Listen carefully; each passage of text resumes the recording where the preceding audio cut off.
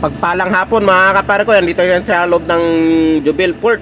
So yan yung isang kasama nating Pilipino, yan yung mga unit natin mga kapare ko, puro Mercedes yan, yung P4 tsaka yung P5, tsaka isang Volvo lang ang nakasama.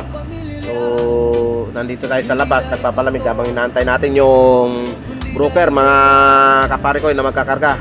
So ito yung train na nakita natin dito sa loob ng Jubil Port, ang laki oh.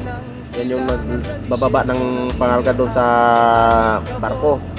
Kung mga hibi, yung gaya ng mga malalaki crane truck, ganyan.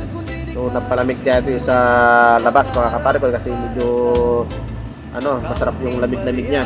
So ito yung mga unit natin mga kapare ko, yung mga Acros, puro Acros na German yan, tapos isang Volvo ang nakasiparate, tatlong ibang lahi yan, tapos puro Pilipino na kami. Yung mga kulay green, Pilipino yan. Yung isang blue, yung isang blue yung akin doon, yung pangatlo.